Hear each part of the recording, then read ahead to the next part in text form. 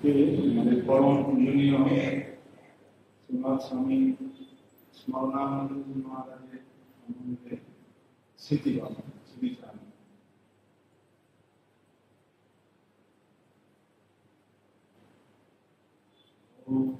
स्थापकाय च धर्मस्य सर्वधर्मस्वरूपिणे अवतारवरिष्ठाय रामकृष्णाय ते नमः।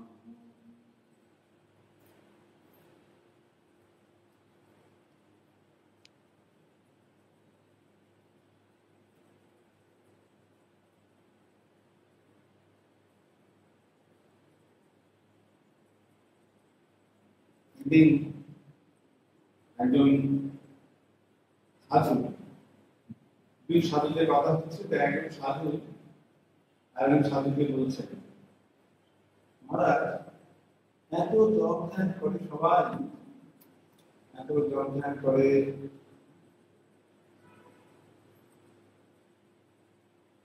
তো সারাদিন কত জপ ধ্যান করে, করে, তো আপনি তো দেখতে পাই না মহারাজ, আপনি কখন করেন মহারাজ, কি করে কখন করেন জিজ্ঞেস করছি। তখন সেই সাধুটি বলছেন, দেখো দুটো জিনিস জানলে, একটা হচ্ছে ব্রহ্ম সত্য জগৎ মিথ্যা,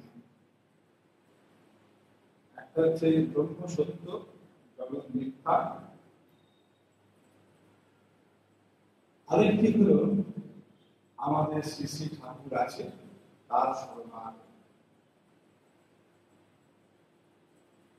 মানে দুটি কথা কিন্তু বুঝলাম না, দুটি তো দুরকমের। যখন ব্রহ্ম সত্য জগৎ মিথ্যা, সবই যখন মিথ্যা, এরকম না ব্যাপার, তারপরে আবার ঠাকুর, এইটাই তো আমাদের আসল কথা। ঠাকুর তো এইটি জানার জন্য এসেছিলেন, সেই দিকে নিয়েই তো স্বামীজির এত কিছু। অর্থাৎ এই জগৎ সংসার জগৎ রূপে মিথ্যা, সেই এক পরব্রহ্মই সত্য, আর সেই পরব্রহ্মই আমাদের সুবিধার জন্য শ্রীরামকৃষ্ণ রূপে আবির্ভূত হয়েছে। আমরা তো নির্গুণ নিরাকার পরব্রহ্মের কল্পনা করতে পারি না, তাকে ওইভাবে চিন্তা করতে পারি না, শিক্ষক হিসেবে থাকা যায়। সেই জন্যই তো অবতার পুরুষদের আগমন। শ্রীরামকৃষ্ণ হচ্ছে যে তিনি ক্ষমতা গেছেন, তাই তার উপর শরণার্থ। তো তখন সাধু বলছে, মহারাজ কিন্তু দুটোকে একসঙ্গে মেনে চলা অনেক সম্ভব হয়? সব সময় সব সম্ভব যদি আমাদের তার শরণাগত। যখন যা কিছু হবে এই সঙ্গ জীবন বা তোমাদের এই আমাদের জাগতিক জীবনে খেয়াল করতে, এক হলো এই জগৎ সংসার যা দেখছি কোনটাই নিত্য নয়, আজকে আছে কাল। তার নাম দিয়ে তিনি হলেন সত্য। তিনি মানে কি? সেই সচ্চিদানন্দ স্বরূপ, তিনি শ্রীরামকৃষ্ণ। এই শ্রীরামকৃষ্ণ সচ্চিদানন্দ স্বরূপ, তিনি যখন যেরকম ভাবে রাখবেন তার জন্যই প্রস্তুত থাকতে হবে।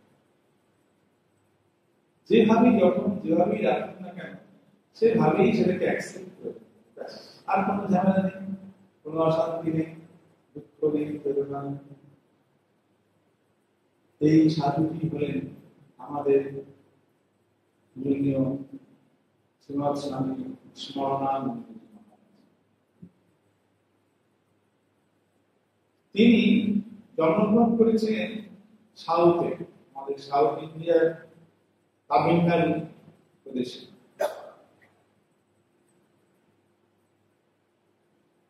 পূর্বাশ্রমে তার নাম ছিল শ্রী ভি জয়রামন। সেই জন্য পরবর্তীকালে তিনি জয়রাম মহারাজ নামে সেই সময় খ্যাত হয়েছিলেন।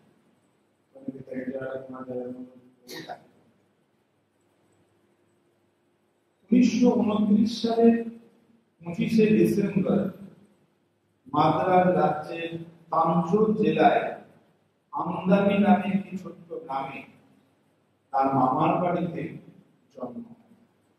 বাবার নাম ছিল শ্রী আর ভেঙ্কটরমণ আর মায়ের নাম ছিল সুব্বা লক্ষ্মী। বাবা কিছুদিন সেনাবাহিনীতে কাজ করেন, তারপর মহারাষ্ট্রের নাসিক জেলায় নাসিক রোডে থাকতে শুরু করেন এবং ইন্ডিয়া সিকিউরিটি প্রেসে কর্মরত ছিলেন এবং সেখানেই তিনি রিটায়ার হয়ে থাকতেন। জয়রাম মহারাজের ছোটবেলায় অনেকটা সময় কেটেছিল তার পিসিমার বাড়িতে, আলামেলুর বাড়িতে। তারপর তিনি নাসিকে চলে আসেন। দ্বিতীয় থেকে চতুর্থ শ্রেণী পর্যন্ত পড়াশোনা করেছিলেন পিসিমার বাড়িতে। তারপর নাসিকে এসে 1 বছর থেকে আবার মাদ্রাজে ফিরে আসেন। তখন মাদ্রাজে স্কুলে 6-এ ভর্তি হন। তখন দ্বিতীয় বিশ্বযুদ্ধের সময়,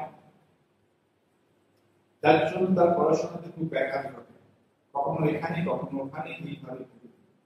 1946 সালে তখনকার দিনে একাদশ শ্রেণী, সেই পাঠে খুব ভালো ফল করেছিলেন তিনি। SSLC পরীক্ষায় তিনি খুব ভালো ফল করেছিলেন। তারপরে আবার পরীক্ষার পরেই মাদ্রাজ থেকে নাসিকের উদ্দেশ্যে রওনা হন। এরপর তার স্ট্যাম্প কালেকশন খুব শখ ছিল। বিভিন্ন দেশের স্ট্যাম্প যেখানে দেখতে নিজে জমিয়ে রাখেন স্ট্যাম্প কালেকশন। পরবর্তীকালেও দেখা যায় তাহলে এরকম রাখতে একবার তিনি ওই অলিম্পিক গেমসে একটা ফার্স্ট স্ট্যাম্প নিজে তুলে রেখে দিয়েছে। সেইটি দেখে তখন তার বাড়িতে একজন অফিসার এসেছিলেন, তিনি একটু খুশি হয়েছে। তারপর তিনি শেষ পর্যন্ত কাজের সন্ধান করছেন, কিছু একটা করতে হবে চাকরির জন্য।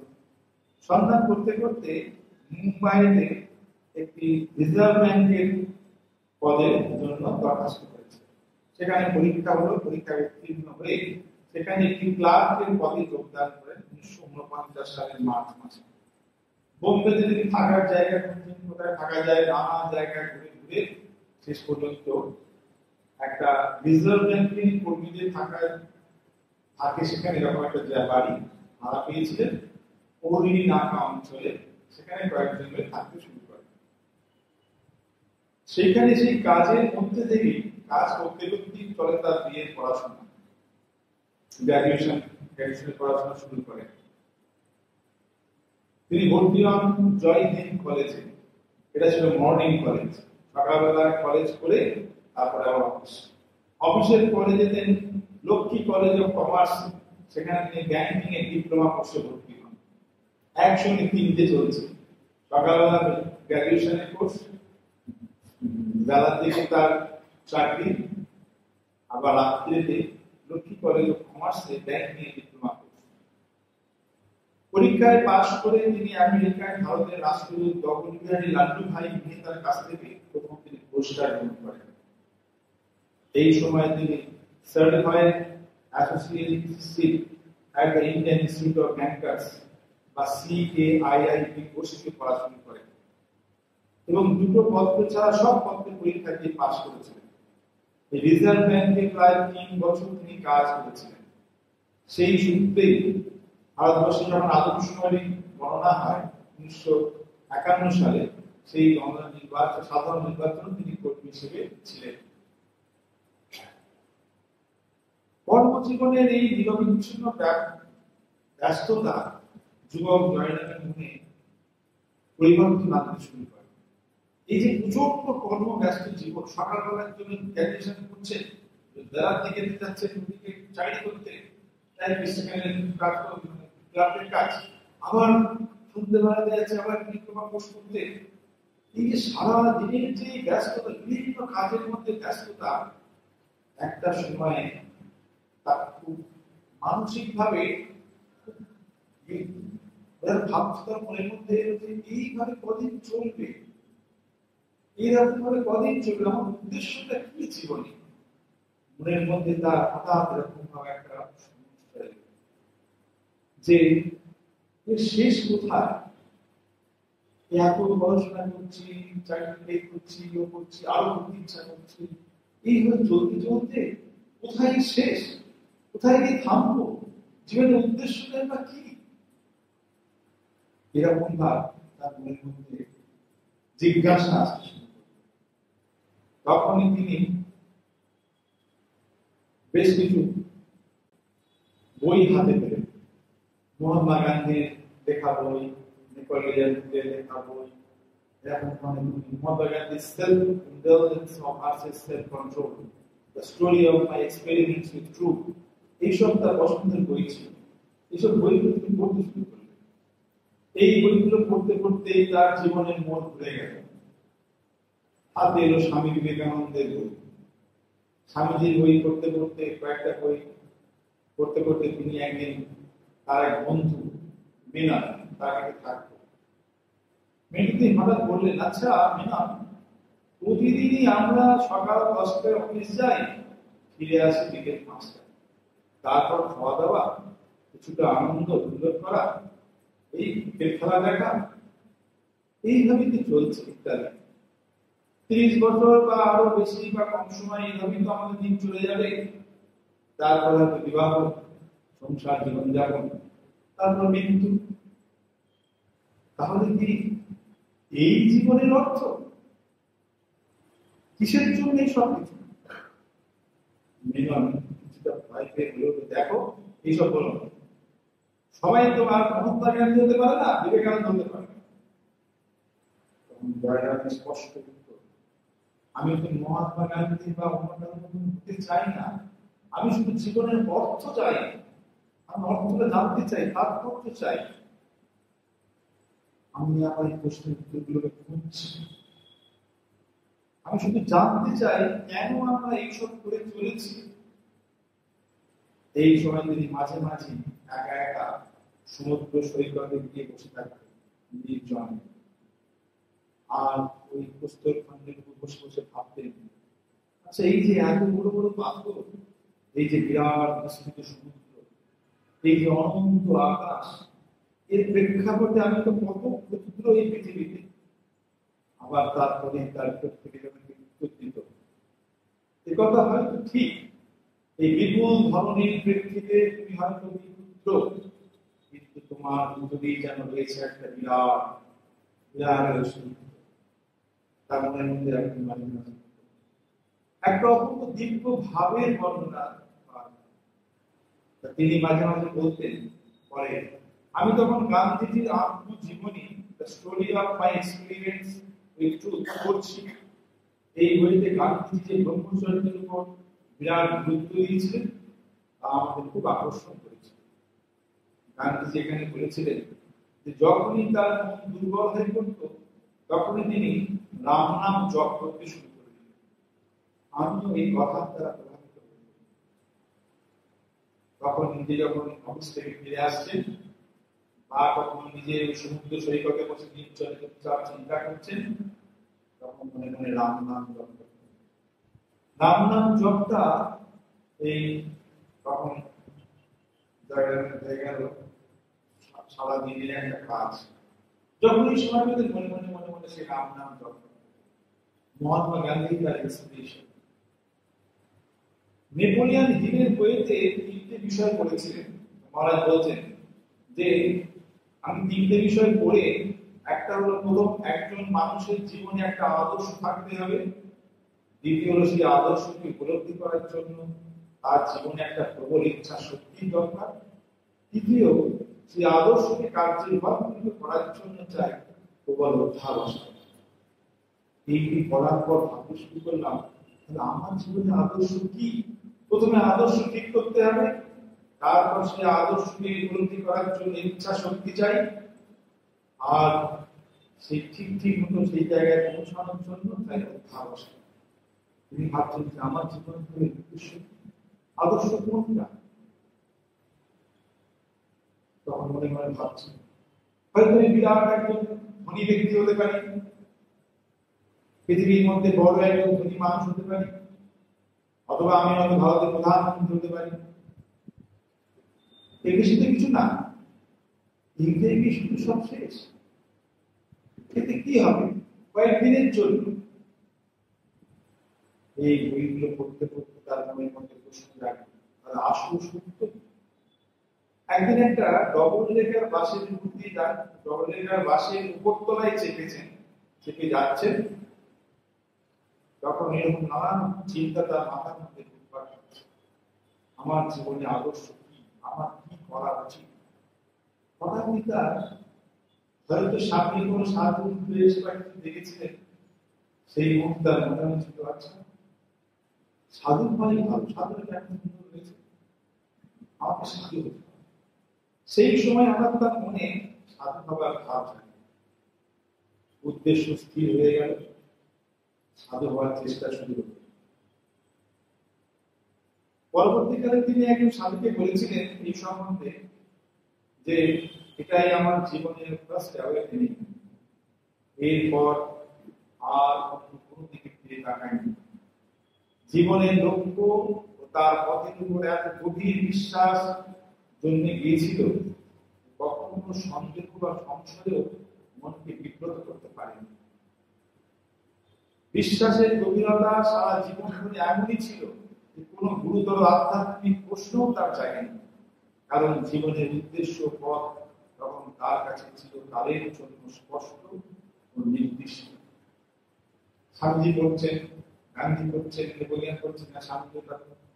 সুতরাং এতদিন তো চিন্তা চলছিল, চিন্তা করতে করতে করতে করতে জীবনের ভিতর থেকে যেন একটা তার স্থির হয়ে গেল জীবনের উদ্দেশ্য আদর্শ। খুঁজে খুঁজে মুম্বাইয়ের ধারে ছিল তখন আমাদের মুম্বাইয়ের আশ্রম, এখন যেখানে আছে রামকৃষ্ণ মঠ, মুম্বাই খাত, সেখানে খোঁজ পেলেন, যাতায়াত শুরু হল। সেখানে তখন আর আশ্রমে অধ্যক্ষ ছিলেন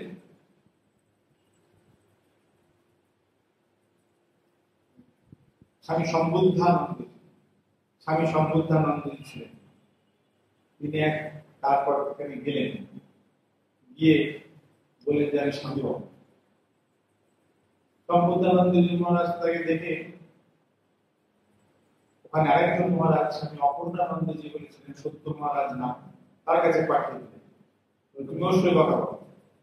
সত্য মহারাজের কাছে গিয়ে কথা বলতে বলতে সত্য মহারাজ বললেন, দেখো বাবু, তুমি কোথেকে একটা উড়ে এসে ঢুকে বসলে এখানে, তুমি এসে বললে সাধু বাবু, আমরা তোমাকে সাধু করে নেবো, তা তো হবে না।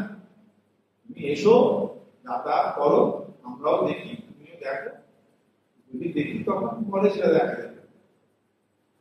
প্রথম দিনটা জয়নারায়ণ ভেবেছিলেন যে বাইরে চিঠি অলরেডি লিখেই ফেলেছিলেন বাবাকে চিঠি লিখেছিলেন, মিননকে লিখেছিলেন, কিন্তু তার সেই চিঠি পোস্ট করা হয়নি। সেই দিনকে যখন আবার সপ্তম মাসে বাড়ি পাঠিয়ে দিল, তখন বাড়িতে গেলেন এবং আশ্রমে যাতায়াত শুরু করলেন। বেশ কয়েকদিন এইভাবে যাতায়াত চলে। স্বামী আরো বেশি করে স্বামীজি বই পড়তে শুরু করলেন। রবিবার সারা দিনটা সে আশ্রমে কাটাতো, ভলেন্টিয়ার বিভিন্ন রকম কাজ করতে, আর আরো বেশি করে স্বামীজি বই পড়া ও স্বামীজি সম্বন্ধে শোনা। এরপর মাঝে মাঝে স্বামীজি করতে করতে এমন মুশকিল হয়ে যেতেন, যখন ট্রেনে ফিরতে স্বামীজি বই পড়ছেন, করতে করতে করতে করতে কখন তার যেখানে নামার কথা সেই স্টেশন কখন পার হয়ে গেছে তার খেয়াল নেই। 2-3টে স্টেশন পার হয়ে গেছে, আবার হয়তো ব্যাক করে আসতে হয়েছে। এরপর 1951 জুন মাসে যুবক জয়রাম রামকৃষ্ণ মঠের স্টুডেন্ট শুনে চলে আসেন। এই সময় একটা ঘটনা তিনি নিজেকে বলতেন, একদিন মন্দিরে ধ্যান করতে করতে মনে মনেই ঠাকুরকে জিজ্ঞাসা করলাম, আমার ইষ্টকে মন্দিরের ঠাকুরের ছবি থেকে যেন উত্তরটি তার কাছে পৌঁছলো যে আমি তোমার ইষ্ট, যেন মনে হলো শ্রী রামকৃষ্ণই আমার ইষ্ট। সেই থেকে ভগবান শ্রী রামকৃষ্ণকে তিনি তার ইষ্ট বলে গ্রহণ করেছিলেন। যদিও রামচন্দ্র, শ্রীকৃষ্ণ বা রাধারানী মাতার প্রতি তার গভীর ভক্তি ছিল, কিন্তু ইতিমধ্যে তিনি বিয়ে কোর্সের ফাইনাল পরীক্ষাটি দেন। এরপর 1952 28শে ফেব্রুয়ারি মুম্বাই আশ্রমে তিনি সরাসরি চলে এলেন এবং যোগদান করলেন। পরে অবশ্য তিনি জেনেছিলেন যে বিয়ে পরীক্ষায় পাশ করে গেছেন, কিন্তু মার্কশিট বা সার্টিফিকেট কিছুই আনতে জানেন। হঠাৎ সেই সময় খবর পাওয়া গেল মুম্বাই আশ্রমে আসছেন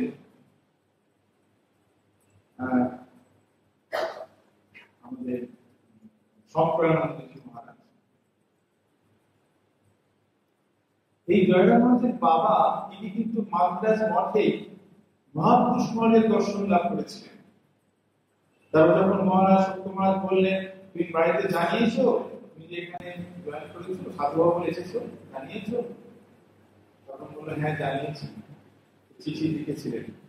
পরে যখন আবার এসেছিলেন তখন সত্য মহারাজ বললেন, দেখুন আপনি মহাপুরুষ মহারাজের সঙ্গে দেখা করেছিলেন তো, মহাপুরুষ মহারাজের আশীর্বাদ আপনার মধ্যে আছে, সেই জন্যই আপনার ছেলে সাধু হয়ে গেল, যোগদান করেছে। যাই হোক, মুম্বাই আশ্রমে তার প্রথম কাজ ছিল ঠাকুরের ভান্ডারে। যেহেতু মুম্বাই আশ্রমে ঠাকুর ঘরে বেলুড় মঠের মতন সমস্ত কিছু পালন করা হয়, তাই একদম ভোরবেলা থেকে শুরু করে রাত 9টা পর্যন্ত তাকে ব্যস্ত থাকতে হতো। তখন সেখানে পূজারী মহারাজ ছিলেন শ্রীমৎ স্বামী আশুতোষানন্দজি মহারাজ, যাকে বটুক মহারাজ বলা হতো। বটকৃষ্ণ মহারাজ বটুক মহারাজ বলা হতো। বটুক মহারাজ ইংরেজি জানতেন না, আর এই জয়রাম বাংলা জানতেন না। পড়েছে দুজনে একসঙ্গে, এর কথা ও বোঝে না, ওর কথা এ বোঝে। তো মন্দিরে কাজ করার সময় বহু নিয়ম, প্রত্যেকবার গঙ্গায় হাত ধুতে হবে, তবে অন্য জিনিস স্পর্শ করা যাবে, তেমন জিনিস স্পর্শই করা যাবে না, এইসব নিয়ম। বাসন পত্রে হাত দেওয়া যাবে না, আগে মনে করে হাত ধুক তারপরে স্পর্শ করো। তারপরে পোশাকি জিনিস সেখানে সেখানে রাখা যাবে, এসব যেমন নিয়ম হয় এইসব আছে। এখন এই জিনিস শেখাতে হবে তাকে, নতুন কর্মচারী।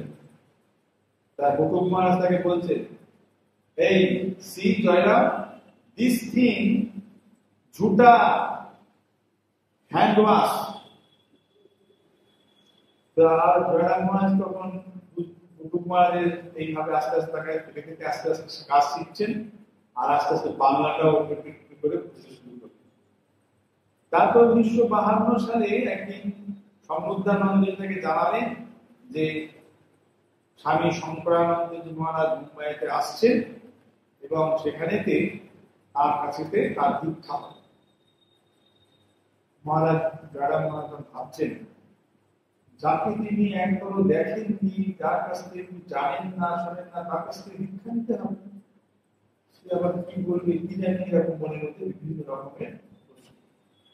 শেষকালে স্থির করলেন যে যখন মহারাজ আসবেন তাকে দেখে যদি আমার মনে হয় দীক্ষা নেব নেওয়ার মতো, তাহলে দীক্ষা। বেশ, তারপর মহারাজ দিলেন। আর যদি মনে হয় যে দীক্ষা নেওয়ার মতো উপযুক্ত ব্যক্তি নন তিনি তার কাছ থেকে, তাহলে আমরা কি করবো? সম্বুদ্ধানন্দ মহারাজ বলে দিয়েছে দীক্ষা নিতে, তারপরে তো মুশকিল করা যাবে। তখন তাহলে হিমালয় চলে যাবে। হিমালয় 13ই বা 14ই ডিসেম্বর বুধবার শঙ্করানন্দজি মহারাজ আশ্রমে এলেন। একটা হল করে বসানো হলো, সব সাধু মুখে প্রণাম করলেন, জয়রামও প্রণাম করেছিল। তারপর জানলা দিয়ে মহারাজের সেই অপূর্ব রাজকীয় উপস্থিতি দেখছেন। শঙ্করানন্দজি মহারাজ যেমন গাম্ভীর্য, যা একদম সম্ভ্রান্ত, তাকে দেখেই ভয় হল। শঙ্করানন্দজি মহারাজ যখন বসে আছেন, উনি জয়রাম মহারাজ তিনি বাইরে থেকে দেখছেন, জানলা দিয়ে তাকে দেখছেন। তারপর দেখলেন যে মহারাজের, কৃষ্ণের মহারাজের চোখগুলো যেন অন্তর্ম করছে, মাঝে মাঝে দিয়ে ভাবতে হচ্ছে। তখন যে মনে হলো যে বাহ, কিন্তু খুব অপূর্ব, বেশ পবিত্র দীর্ঘ পুরুষ, তার কাছ থেকে দীক্ষা নেওয়া যায়। তখন দীক্ষা নেওয়া কি হলো, 1952 15 ডিসেম্বর তার দেবমন্ত্র দীক্ষা হলো। তারপর আরো 15 দিন মহারাজ সেখানে ছিলেন। এর মধ্যে দুবার মাত্র মহারাজের কাছে যাওয়ার তার সুযোগ হয়েছে। তিনি নিজেই স্মৃতিচারণ করতেন, বলতেন একদিন সকালে আমি মহারাজের কাছে গিয়ে একটু জিজ্ঞাসা করবো ভাবলাম। তাকে দেখতে খুব গম্ভীর ছিল আর গলায় স্বর ছিল বেশ রাসভারী, তাই যে কেউই তার কাছে সহজে যেতে পারত না। যে মুহূর্তে আমি তার কাছে এসে পৌঁছেছি সেই মুহূর্তে তিনি গম্ভীর গলায় বলে উঠলেন, নন সরি। দৌড়েছিলেন। আরেকদিন এই পুজোতে বিশ্বের মাঠে জিজ্ঞাসা করলাম, মহারাজ স্বামীজি বলেছেন যে পুজো খুব অল্প খরচের মধ্যে সম্পন্ন করতে হবে, কিন্তু এখানে দুর্গা পূজা তো খুব বড় করে সম্পন্ন করা হয়। তিনি পূজ্যপাদ বিশ্বের মাঠ বললেন, স্বামীজি নিজেই বেলুর মঠে দুর্গা পূজা চালু করেছিলেন, আমি তো খুব ভয় পেয়ে তাড়াতাড়ি চলে এলাম।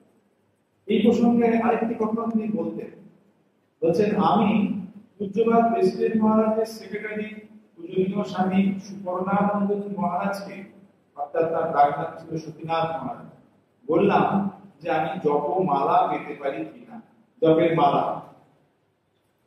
শুনে সতীনাথ মহারাজ বললেন, জপমালার কোনো প্রয়োজন নেই।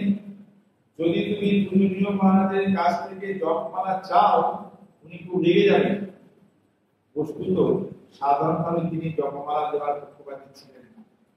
স্বামী প্রভানন্দজি মানে বরুণ মহারাজ বেশ কিছুদিন পূজনীয় মহারাজের সেবা করার সৌভাগ্য অর্জন করেছিলেন বলে মহারাজের কাছ থেকে জপমালা পেয়েছিলেন। কথাটা এখানে লিখেছে বটে, কথাটা ঠিক নয়। প্রভানন্দজি মহারাজের কাছ থেকে জপমালা পান। জপমালা পরবর্তীকালে প্রভু মহারাজ দিয়েছে প্রভানন্দজি। যাই হোক, উনি কাউকেই জপমালা দেননি। প্রভানন্দজি অসংখ্য আমি ছিলাম, আমি মাকে জিজ্ঞাসা করেছিলাম যে মহারাজ এরকম মহারাজ জপমালা কি কাউকে দেননি? তারা বলেন না, কাউকে দেন। মানে প্রভানন্দজি মহারাজ নিজেও জপমালা পাননি তার কাছ থেকে। প্রভানন্দজি মহারাজ শঙ্করানন্দজি মহারাজ একজন সেবক ছিলেন, কালী নাম হচ্ছে আপনি ওনাকে জিজ্ঞাসা করেছিলাম যে মহারাজ শঙ্করানন্দজি মহারাজ কাউকেই মালা দেননি? উনি বলেছিলেন না, আমরা কাউকে মালা দেখি। কেউ একজন জিজ্ঞাসা করেছিল মহারাজকে, মহারাজ মালায় জপ করতে ইচ্ছা করে, দিত করে? তখন শঙ্করানন্দজি মহারাজ বলেছিলেন, হ্যাঁ, এরা মালা নিয়ে ঘুরিয়ে ঘুরিয়ে লোকের কাছে কিরকম দেখাবে নাকি যে জপ করছি, দেখো জপ করতে হবে না, ধ্যান করে উনি বলেছেন।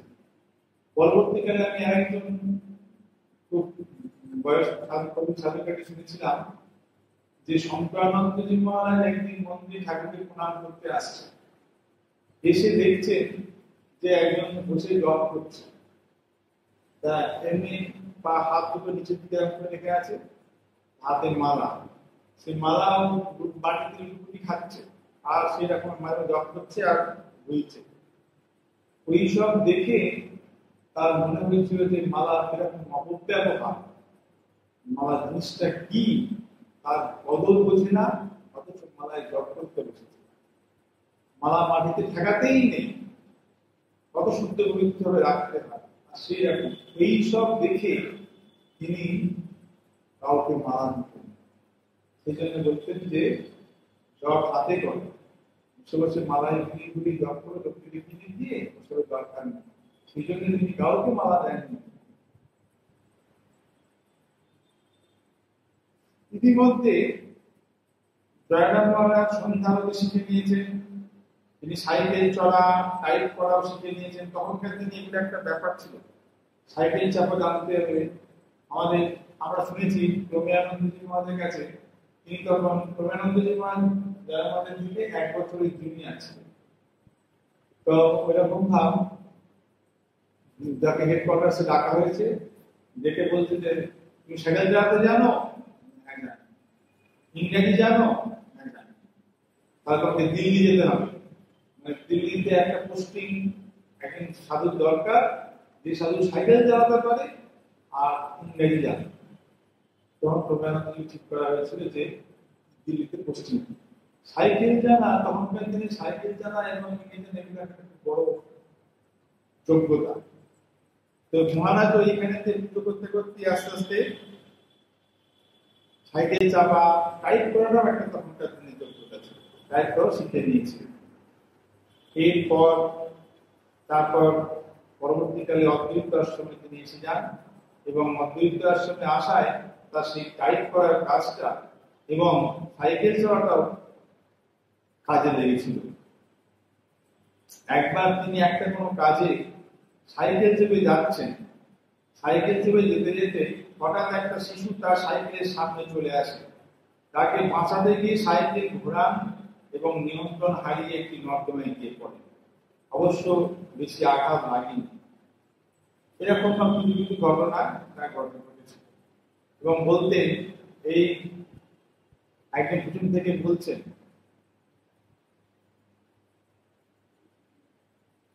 আচ্ছা আমি দেখি মুম্বাই আশ্রমে মন্দিরে কাজ করার সময় একটা মর্মস্পর্শী ঘটনা তিনি পরবর্তীকালে বলছেন তিনি যখন ঠাকুর ভান্ডারে কাজ করছেন, তখন গোপীনাথ নামে একটা 8-9 বছরের বালক রোজ সন্ধ্যায় আরতি দর্শন করতে আসে। একদিন সে জিজ্ঞাসা করলো, আচ্ছা মহারাজ, পূজারী মহারাজ ফুল ছড়ে আরো নানা কিছু সব করে, এইভাবে পূজা করেন কেন? ভগবানের ভক্তি থাকা কি যথেষ্ট নয়? একদিন তিনি গোপীনাথকে জিজ্ঞাসা করলেন, আচ্ছা গোপীনাথ, তুমি বড় হয়ে কি হবে? সে সঙ্গে সঙ্গে উত্তর দিল, আমি সাধু হব, তবে আপনাদের মতো নয়। আমি কোনো নির্জন স্থানে চলে যাব আর ভগবানের ধ্যান চিন্তা করব।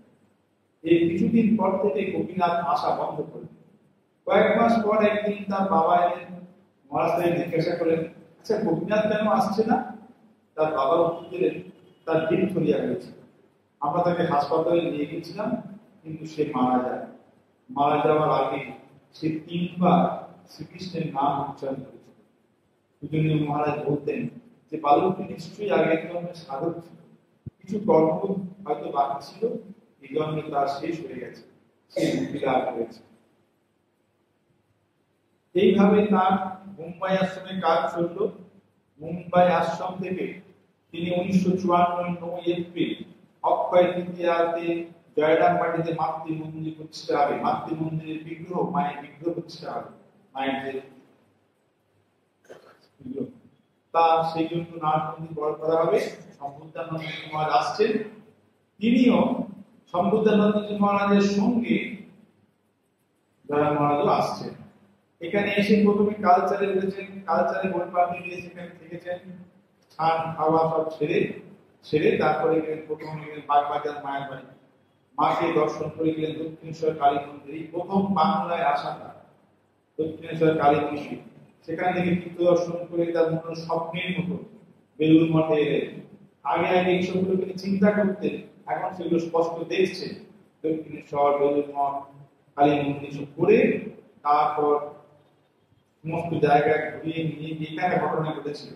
থাকার জায়গা তখন বড়ই অভাব, তো তাকে থাকার জায়গা দিয়েছে কোথায় না গিরিশ মেমোরিয়ালে, যেখানে ক্রিশ্চিয়ান মহারাজের কোয়ার্টার এখন না আগে ছিল, সেখানে 3 তলার উপরে। সেখানে মহারাজের থাকার পর সেখানে ঘরে থেকেছে, আছেন একটা ঘরের চাবি দিয়ে, চাবি তলা আছে, চাবি দিয়ে চাবিটা নিয়ে তিনি আবার নিচে আসতে হতো জামা কাপড় কাচতে, নিচে জামা কাপড় কাচতে এসেছে। তারপর নিচে কাপড় কাচতে এসে হঠাৎ দেখছেন যে গিয়ে দেখে যে চাবি নেই, গিয়ে দেখেন যে চাবি নেই। তখন কার্ডিসের রেখে দিয়ে গিয়েছিলেন, হঠাৎ একটা গলা শুনতে পেলেন, খুঁজছেন চাবিটা, হঠাৎ গলা শুনতে পেলেন। ওই জন্য বেশ রঞ্জিত তাকে কঠিন স্বরে জিজ্ঞাসা করছেন, তুমি কি খুঁজছো? তুমি বলছিলেন চাবি। কোথায় রেখেছিলে? মনে হয় কার্নিশে। মনে হয় কেন বলছো? বলো এখানে কার্নিশে। তিনি যখন চাবিটা হাতে নিয়ে বললেন, এই তো চাবি, এই আমার কাছে রেখে দেবো, তোমরা কিছু খেয়াল রাখো না, ঘরের ভিতর কে আছে না আছে না দেখি তালা দিয়ে চলে যাও। তখন জয়রাম ব্যাপারটা গন্ডগোল হয়ে গেছে। সেখানেতেই মহারাজ থাকেন, বিদেশানন্দজি মহারাজ এই ঘরেই থাকতেন। তো উনি যখন এসছেন তালা দিয়ে নিচে নেমে চলে এসেছেন। সেই জন্য বলছেন যে চাবিটা আমার কাছে থাকবে, তোমাদের যখন দরকার হবে তখন আমার কাছ থেকে নিয়ে নেবে। এইভাবে 11 দিন বেলুড় মঠে থাকার পর জয়রাম বাটি গেলেন। তারপর জয়রাম বাটিতে সেখানকার অনুষ্ঠান সুন্দর দর্শন হলো। এরপর 1956-তে আবার তাকে বেলুড় মঠে আসতে হয় ব্রহ্মচর্য দীক্ষা লাভের জন্য। 1956 14 মার্চ পূজনীয় প্রেসিডেন্ট মহারাজ স্বামী শঙ্করানন্দ মহারাজের কাছেই তার ব্রহ্মচর্য দীক্ষা লাভ হয় এবং নাম হয় ব্রহ্মচারী সংগীত চৈতন্য। তারপর 1956-তে পূজনীয় স্বামী মাধবানন্দজি চিকিৎসার জন্য আমেরিকা যান। তার সঙ্গে ছিলেন স্বামী নির্বাণানন্দজি। তারা যখন ফিরলেন তখন তাদের মুম্বাই এয়ারপোর্ট থেকে আশ্রমে নিয়ে আসার দায়িত্ব পড়ে জয়রাম মহারাজ এবং তিনি কয়েকদিন মুম্বাই আশ্রমে ছিলেন। সেই সময় তাদের সেবা করার দায়িত্ব পড়ে এই জয়রাম মহারাজ। তারপরে এইভাবে বিভিন্ন সাধুদের সেবা এবং আশ্রমের কাজকর্ম মুম্বাই আশ্রমে থাকতে থাকতেই করতে শুরু করলেন। তারপর সেখান থেকে একদিন তিনি ফুল তুলছেন, আর সেই সময় আশ্রমে এসে হাজির ছিলেন আমাদের স্বামী ভূতেশানন্দজি মহারাজ গেছেন। তো উনি ফুল তুলছেন দেখেই ভূতেশানন্দ তাকে ডেকেছেন, ডেকে বলছেন তিনি তার নিজের ঘরে ফুল দেবেন, মানে জয়রাম মহারাজ তার নিজের ঘরেতে ঠাকুরমা আছে, তাকে ফুল দেবেন, সেই জন্য ফুল তুলছে। তার ভূতেশানন্দ তাকে ডাকলেন, এই যে তুমি দেখছি এখন ফুল তুলছ, কিন্তু ঠাকুরের ফুল তোলা হয়ে যাওয়ার পর এটা করতে হয়। ঠাকুরের ফুল তোলার আগে কখনো ফুল তুলতে নেই। মুম্বাই আশ্রমে যোগদানের আগে অবশ্যই এই আশ্রমে একটা বাড়ি পূরণ করার জন্য পণ্ডিত জওহরলাল নেহরু এসেছিলেন, তাকেও তিনি দেখেছিলেন। তারপর গান বাজনার প্রীতি ছিল তার খুব বেশি। তিনি অনেক আশ্রমেতে আসতেন, সব বড় বড় শিল্পীরা তাদের দেখেছেন এবং তাদের গানও শুনেছেন। মুম্বাই আশ্রম তার সঙ্গে যোগদানের পীঠভূমি, সেই জন্য সাধু জীবনের শৈশব কৈশোর এইখানে তার অনেক স্মৃতি জড়িত রয়েছে তার এখানে। এখান থেকে 1958 সালে বেলুড় মঠের কর্তৃপক্ষ তাকে অদ্বৈত আশ্রম কলকাতায় দিতে পাঠালেন। প্রবুদ্ধ ভারত পত্রিকার সিটি এডিটরের কার্যভার দিয়ে। বেলুড় মঠের মূল কার্যালয়ে তখন পূজনীয় মাধবানন্দজি মহারাজ ছিলেন সাধারণ সম্পাদক, যদিও এইসব কাজগুলো দেখাশোনা করতেন পূজনীয় প্রভু মহারাজ। প্রভু মহারাজ কলকাতা অদ্বৈত আশ্রমের তৎকালীন ম্যানেজার মহারাজ অদ্বয়ানন্দজিকে চিঠিতে পাঠালেন যে আমার থেকেও তোমরা একটা ভালো লোককে চাইছিলে, তো তাই কে পাঠালাম। উত্তরে পূজনীয় প্রভু মহারাজ সংক্ষেপে বললেন, আচ্ছা এটা একটা লেখা পাঠালাম। এই সময় জয়রাম মহারাজ পূজনীয় প্রভু মহারাজকে বললেন, মহারাজ, I didn't have the opportunity to join Mysore study circle. The training center is also closed for me.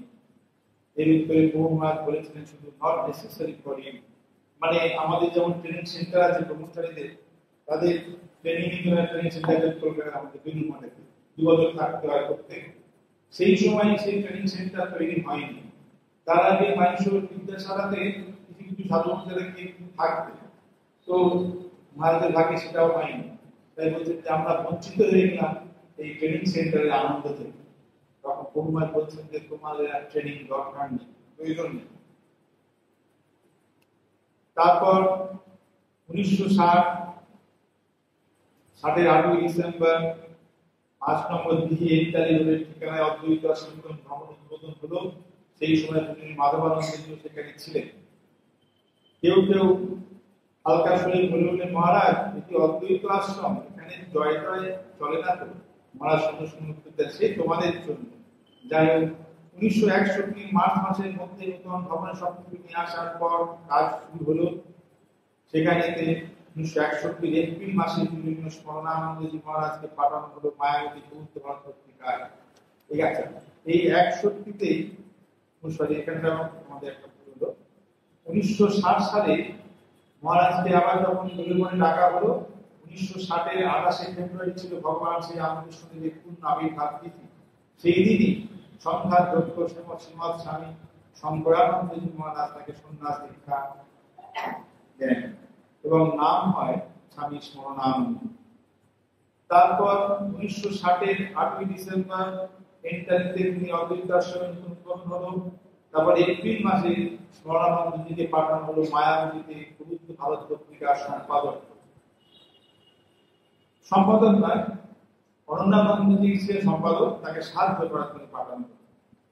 মায়াবতীতে যাওয়ার আগে স্মরণানন্দজি মহারাজ বেলুড় মঠে আসেন এবং গুরুদেব পূজ্যপাদ স্বামী শঙ্করানন্দজিকে দর্শন করেন এবং সেই সময় স্মরণানন্দজিকে দেখেই পূজ্যপাদ শঙ্করানন্দজি বলে ওঠেন, কই তোমাকে তো আজকাল দেখি না।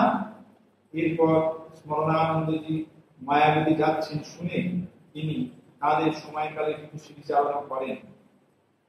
আর স্মরণানন্দজি ওই সময় মায়াবতীতে থাকার চারিদিকে অরণ্যায়নী আর তুষারাবৃত পর্বত শৃঙ্গ ঘেরা হিমালয়ের করে দিনযাপনের স্বপ্ন দেখেন। সেখানে তো বেশ কিছুদিন ছিলেন অদ্বৈত আশ্রমের বৌদ্ধ ভারতের এডিটর হিসেবে। তার 10 বছর। এরপর 1961 17ই ডিসেম্বর তাকে প্রায় অপ্রত্যাশিত ভাবে হঠাৎ সেখানে তুষারপাত শুরু হয়েছিল। পূজনীয় স্মরণানন্দজি মহারাজ সেদিনে ঘটনা স্মরণ করে বলতেন, সাধুরা সবাই তখন দুপুরের আহারে বসেছে, এমন সময় হঠাৎ আমাদের রাঁধুনি ছুটতে ছুটতে এসে বলল, বড় পীড়তা হ্যাঁ। আমরাও তাড়াতাড়ি আমাদের খাবার ছুটলাম বাইরে। চারিদিক ইতিমধ্যে বরফে ঢেকে গেছে, সাদা তুলোর মতো তুষার করছে, চারিদিক নিঃশব্দ।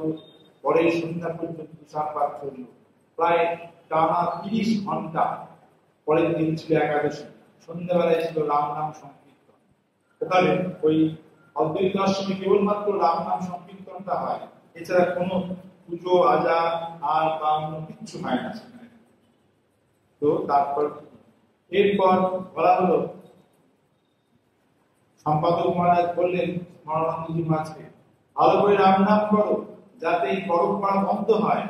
আমাদের কাছে এখন বরফ পড়া আমরা দেখতে খুব সুন্দর লাগে, খুব ভালো, কিন্তু 30 ঘন্টা ধরে বরফ পড়ছে কি অবস্থা, সেই বরফ সব ঢাকা পড়ে যাবে। সেই জন্য তখন বললেন ভালো করে রাম নাম করো যাতে বরফ বন্ধ হয়। আশ্রমে প্রায় 20 ইঞ্চি বরফের আস্তরণ, চারদিক তুষারাবৃত, এক নিশ্চিত শুভ্রতায় ভরপুর হয়ে গেছিল সেদিন। যাই হোক, ইতিমধ্যে পূজনীয় অনন্যানন্দজি পূজনীয় গম্ভীরানন্দজিকে জানালেন যে তিনি চিকিৎসার জন্য দিল্লি যেতে চান। তখন প্রবুদ্ধ ভারত পত্রিকার সম্পাদকের কাজ তার পক্ষে সম্ভব হবে না। সেই জন্য গম্ভীরানন্দজি স্মরণানন্দজি মহারাজকে প্রবুদ্ধ ভারত পত্রিকার যাবতীয় কাগজপত্র দিয়ে কলকাতায় চলে আসেন। আর মহারাজ স্বামী স্মরণানন্দজি 1962 12ই জানুয়ারি কলকাতার উদ্দেশ্যে রওনা হলেন।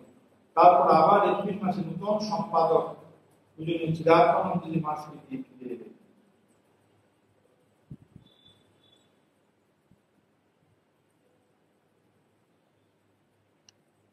1991 সালে 1978 একটা ভয়ানক বন্যা হয়েছে। সেখানে সেই সময় দান কার্যে তিনি তার সমস্ত সাধু ব্রহ্মচারী স্বেচ্ছাসেবকদের নিয়ে ঝাঁপিয়ে পড়েন। এই সময় তাকে দিন রাত পরিশ্রম করতে হয়েছিল। 1980-তে বিদুর মঠের দ্বিতীয় কনভেনশন আয়োজিত হয়। পূজনীয় স্মরণানন্দজি ছিলেন এই কনভেনশন কমিটির সদস্য। এখানেও তিনি ভাষণ দিয়েছিলেন। 1979-তে স্বামী সিদ্ধার্থানন্দজির আহ্বানে পূজনীয় স্মরণানন্দজি মহারাজ সিঙ্গাপুরে যান কয়েকটি বক্তৃতা দেওয়ার জন্য। এই তার প্রথম বিদেশ সফর। 1982-তে বিদুর মঠের মূল কার্যালয়ের নির্দেশে পূজনীয় স্বামী স্মরণানন্দজি মহারাজ আঞ্চলিক আবাসিক যুব সম্মেলনের আয়োজন করেন সারদা পীঠে। 1983-র 18ই এপ্রিল তিনি রামকৃষ্ণ মঠের কোচি পরিষদের সদস্য এবং রামকৃষ্ণ মিশনের পরিচালন সমিতির সদস্য হিসেবে নির্বাচিত হয়েছেন। 1985-তে বিদুর মঠে যে সর্বভারতীয় যুব সম্মেলন হয়, পূজনীয় মহারাজ তার কার্যকরী সমিতিতে ছিলেন এবং সেবারেও সারদা পীঠে ছিল অনেক যুব প্রতিনিধি থাকার ব্যবস্থা। তিনি তখন সারদা পীঠের অধ্যক্ষ সেক্রেটারি ছিলেন। 80-র দশকের মাঝামাঝি সময়ে বেলুড় মঠ কর্তৃপক্ষ তাকে ভগবান শ্রীরামকৃষ্ণের স্বামী বিবেকানন্দ কৃত সন্ধ্যা আরতির ভজনকে রেকর্ড করার জন্য সাধারণের জন্য প্রকাশ্যে অনুমতি দান করেন। তারা তখন ঠিক করলেন যে তখন স্মরণানন্দ মহারাজ সারদা পীঠের সেক্রেটারি তা কর্মকর্তারা সব ঠিক করলেন যে এই যে আমাদের যে এটা হয় আরতিটা হয় অন্যান্য এটি একটা রেকর্ডিং করা দরকার। বিভিন্ন জায়গায় বিভিন্ন রকম স্কুল হয়, স্বামীজির দেওয়া স্কুল স্বামীজির দেওয়া কথা মাঝে মাঝে চেঞ্জ হয়ে যায়। সেই জন্য সেই সময়তে এই মহাজায়গাটি জয়েন করেছিল আমাদের এই এখন তিনি স্বামী সর্বজ্ঞানন্দজি দীপঙ্কর মহারাজ, তখন তিনি ব্রহ্মচারী, তিনি জয়েন করেছিলেন এই স্বামী স্মরণানন্দজি মহারাজের কাছে এবং তার সেক্রেটারি জ্ঞানপ্রদানন্দজি তিনিও তখন ওখানে মহারাজের কাছে সর্বজ্ঞানন্দজি হচ্ছেন গানে উনি গায়ক ছিলেন, গান গানের আগে শিখে এসেছিলেন। তো স্মরণানন্দজি মহারাজ নিজে সেই সময় উপস্থিত থেকে ওই সর্বজ্ঞানন্দজি মহারাজকে দিয়ে এইসব গানের অভ্যাস করিয়ে তারপর এই রেকর্ডিং করা। এই যে আমরা যে খন্ডন রেকর্ডিং শুনতে পাই স্বামী সর্বজ্ঞানন্দজি মহারাজের, সেটি ওই যখন স্বামী স্মরণানন্দজি মহারাজ সারদা পীঠের সেক্রেটারি ছিলেন সেই সময় তারই নেতৃত্বে তারই ইচ্ছাতে এবং এইভাবে করেছিলেন হয়েছিল ওই স্বামী সর্বজ্ঞানন্দজি মহারাজের দ্বারা। তারপর রামকৃষ্ণ সংঘের সহসংঘাধ্যক্ষ এবং চেন্নাই রামকৃষ্ণ মঠের অধ্যক্ষ পরম পূজ্যপাদ স্বামী তপস্যানন্দজি মহারাজের সমাধি লাভ করেন। এরপরে বেলুড় মঠের কর্তৃপক্ষের নির্দেশে পূজনীয় স্মরণানন্দজি মহারাজকে চেন্নাই মঠের অধ্যক্ষের দায়িত্ব গ্রহণ করতে হয় 1991 এর 18 ডিসেম্বর। মহারাজের ঘটনাগুলো বেশিরভাগই ডিসেম্বর মাসে। এখানে তিনি 1995 এর মার্চ পর্যন্ত ছিলেন। তারপর যাই হোক আবার তার কিছু পৌঁছয় গুরুমঠ থেকে তাকে সঙ্গে সহ সম্পাদকের দায়িত্বভার গ্রহণ করতে হবে। ফলত চেন্নাইয়ের দায়িত্ব পূজনীয় শ্রীমৎ স্বামী গৌতমানন্দজির হাতে দিয়ে তিনি বেলুড় মঠ চলে আসেন 1995 এর 19 এপ্রিল। এখানে এসে তিনি অ্যাসিস্ট্যান্ট সেক্রেটারি হিসেবে যোগদান করলেন। 2 বছর এই পদে আসীন থাকার পরে পূজনীয় মহারাজ রামকৃষ্ণ মঠ মিশনের সাধারণ সম্পাদকের দায়িত্ব গ্রহণ করেন। তখন সেক্রেটারি ছিলেন স্বামী আত্মস্থানন্দজি মহারাজ। আত্মস্থানন্দজি মহারাজ যখন ভাইস প্রেসিডেন্ট হয়ে গেলেন তখন স্বামী স্মরণানন্দজি মহারাজ রামকৃষ্ণ মঠ ও রামকৃষ্ণ মিশনের সাধারণ সম্পাদকের দায়িত্ব গ্রহণ করলেন 1997 এর 22 মে বুদ্ধ পূর্ণিমার দিন। এই পদে তিনি দীর্ঘ 10 বছর আসীন ছিলেন এবং নানা কারণে সম্পাদকের সময়কাল সঙ্গে ইতিহাসে নানা কারণে গুরুত্বপূর্ণ হয়ে আছে। এই সময়ে মিশনের শাখা কেন্দ্র হিসেবে ভারতে নতুন 11টি এবং বিদেশে 4টি নতুন শাখা কেন্দ্রের সূচনা হয়েছিল এবং সাব সেন্টার হিসেবে গৃহীত হয় ভারতে 2টি ও বিদেশে 6টি সেন্টার। তারপর 1999 এর 13 ফেব্রুয়ারি ভারতের রাষ্ট্রপতি KR Narayanan Gandhi piece award প্রদান করেন রামকৃষ্ণ মিশন। মিশনের পক্ষ থেকে এই পুরস্কার গ্রহণ করেন পরম পূজ্যপাদ সংঘাধ্যক্ষ শ্রীমৎ স্বামী রঙ্গনাথানন্দজি মহারাজ। 2003 এর জানুয়ারিতে ইউনেস্কো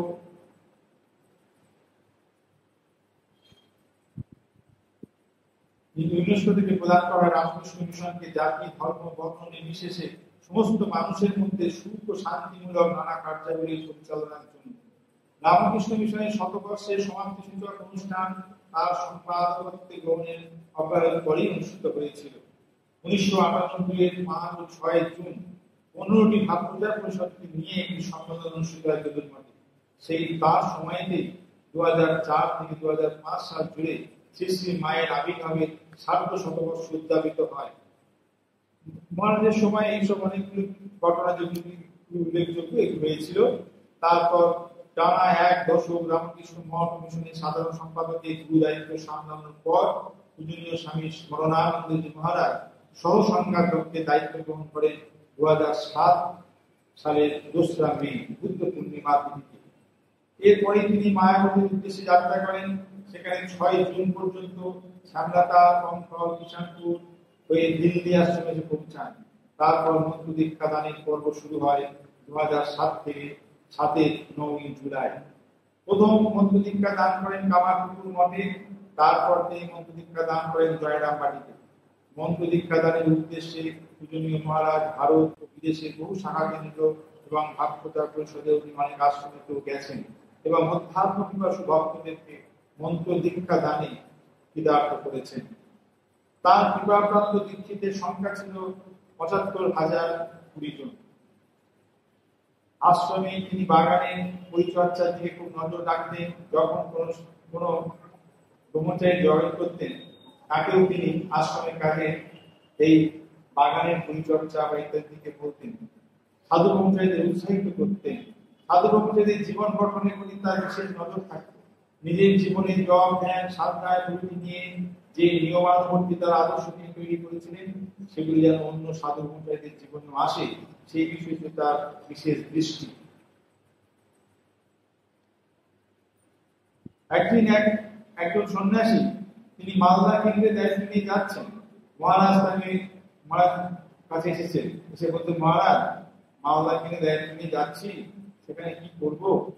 মহারাজ বললেন, সেখানে ভালো করে ফুল বাগান করবে, আর আশ্রম যেমন যেমন করার তেমন করবে। দিয়ে বলছেন, আশ্রমের ভাব কিন্তু আমাদের সুন্দর হবে।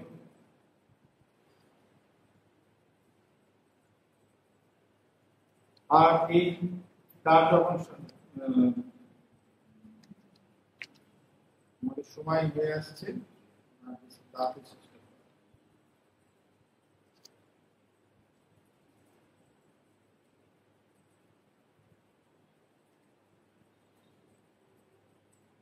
একটি রসিকতা, তার রসিকতাও শেষ ছিল না। অনেক মজার মজার গল্প বলতেন তিনি। এরকম একটি গল্প ছিল, we know what it is but we do not where it is।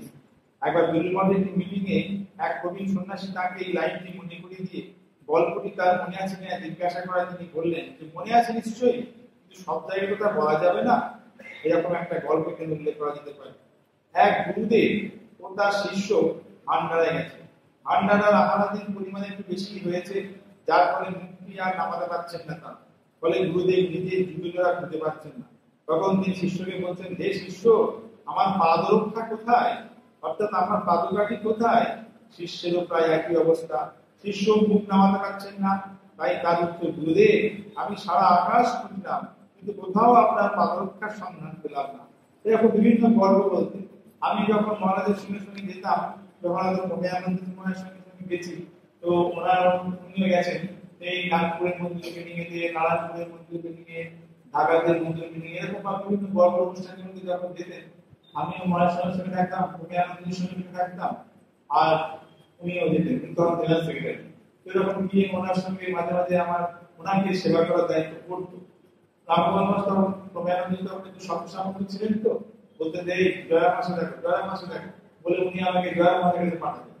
আর মাঝে কাছে গিয়ে বলতেন, মহারাজ এখন কি কিছু ডাক্তার মহারাজ জিজ্ঞেস করলি, উনি বলতেন, না তুমি রামগঞ্জ মাসে দেখো। তো আমি বলতাম, যদি কি একবার এদিকতে একবার এদিকে, এর কাছে বলতেন ওখানে যাও, ওনার কাছে বলতেন এখানে যাও। তো যাই হোক, তেমন আমি খাবার টাবার ব্যাপার নিয়ে এসে ধরে দিচ্ছি, তা মহারাজ বলছে বিভিন্ন কথা হতো। তো মাঝে মাঝে উনি এখন গল্প করতেন, তখন এরকম আমাকে বেশ কয়েকটা সর্দারজির গল্প, তখন আর গল্প যখন বলতেন উনি, বলতে দিতেও হাসতেন কম হাসি, আর আমাদের হাসি হাসি বিজয়টা করি। খুব রসিক মানুষ ছিলেন।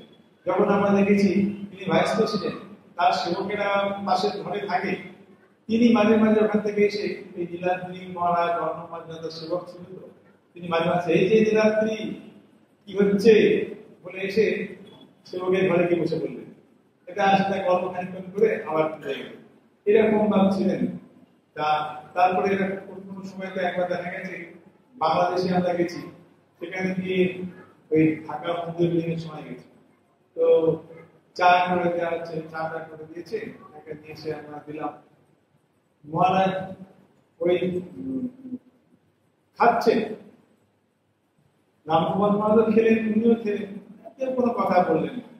পরে সেই চাটায় অন্য একজন সাধু এসে আরো চা চেয়েছে, যে খাচ্ছে, কি বলছে, চাটা কি কি দিয়েছে, মানে তাতে চিনি দেওয়া হয়নি, চিনি বদলে অন্য কি করেছে তাই জানি না, কিন্তু সে অন্যরকম টেস্ট। ওদের কোনো মুখ থেকে কোনো কথাই নাই, দুজন মিলে গল্প করছে আর দুজন চা খেয়ে দিল। অর্থাৎ এই যে টেস্ট কি, চায়ের চায়ের চাপ তো নেই, কিন্তু তাদের মনেও কোনো রকম মনে হলো না। এইরকম ভাব মানুষ আছে। তারপরে খুব সিম্পল, এত সাধারণ মানুষ। ওই তখন গল্প বলতে এক সন্তানটি যাচ্ছে, তুই নিচে বাংকারের তলায় একদম বসে আছে আর সে উপরে বসে আছে, গল্প করছে, নিচেরা গল্প করছে আর ও শুনছে দূর থেকে। তো সে যাবে কলকাতা, তো কলকাতায় যাবে, ট্রেনটা যাচ্ছে। তো এখন নিচেরা গল্প করছে, সে বলতে যাচ্ছে দিল্লি কখন পৌঁছাবে ট্রেনটা। তখন ও বলছে এই তো সময় হয়ে এই সময় পৌঁছবে, এরকম এরকম ভাব ওরা গল্প করছে। তখন সর্দার জীবন থেকে ভাবছে, হারি বাবা क्या रे, क्या उन्नति हो गया भारतवर्ष का। ऊपर वाला इनका ऊपर वाला काम जाना है कलकत्ता, नीचे वाला जाना है दिल्ली। মানে একটু সে ভুল করে উঠে পড়েছে দিল্লির ট্রেনে, এদিকে না গিয়ে এদিকে চলে যাচ্ছে। আর সে মনে করছে যে ভারতবর্ষে এত উন্নতি হয়েছে, ট্রেনটা নিচেকার তলা মানে নিচেকার ওই ইয়ে সেটা যাচ্ছে দিল্লি, আর সে যেটা বসেছে উপরটা সেটা যাচ্ছে কলকাতা। এরকম বা উনি গল্প বলতেন, এত গল্প বলতেন বলে আমাদেরকে জমিয়ে রাখতেন খুব। তাদের তার এরকম সঙ্গ আমরা পেয়েছিলাম। যাই হোক, শেষ পর্যন্ত মহারাজের একটি ছোট্ট ওই পার্কিনসন শুরু হয় আঙুলের।